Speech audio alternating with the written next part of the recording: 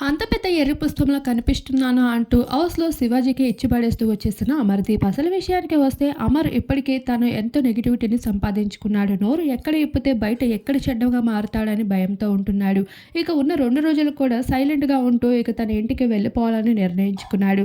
కాకపోతే ఇక్కడ శివాజీ ఏ విషయాన్నైనా రెచ్చగొడుతూనే ఉన్నారు. ఇక్కడ మార్కులు ఇచ్చే సందర్భంలో కూడా 3 మార్కులు ఇచ్చి అమర్‌దీప్‌ని రెచ్చగొడుతూ వచ్చేసాడు. అక్కడ అర్జున్ అంబాటి అమర్‌దీప్‌కి ఎక్కువ మార్కులు ఇచ్చాడని అది కూడా తీసుకోలేకపోయిన శివాజీ అయితే ఎదవ పనికిమాలని ఎదవరా నువ్వు అంటూ అక్కడ కూడా ఎదవ అంటూ మాటలు వాడుతూ అమర్‌దీప్‌ని హర్ట్ చేస్తూ వచ్చాడు.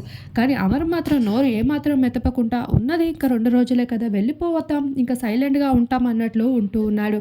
అయినప్పటికీ ఎక్కడ మాత్రం తగ్గట్లేదు శివాజీ. ఇందులో భాగంగానే సైలెంట్‌గా కౌంటర్ వేసి అమర్‌దీప్ అయితే తన అభిప్రాయాన్ని తెలియజేసుకున్నాడు. అందులో ఎన్నో అర్థాలు ఉన్నాయి. అందులో ఇదొక అర్థం కూడా చెప్పుకోవచ్చు. నన్ను కతిపితే కందిరీగరని నన్ను గెలికితే నేను ఊరుకునేదే లేదు అనే విషయాన్ని శివాజీకి సైలెంట్‌గా అంటించేశాడు అమర్‌దీప్.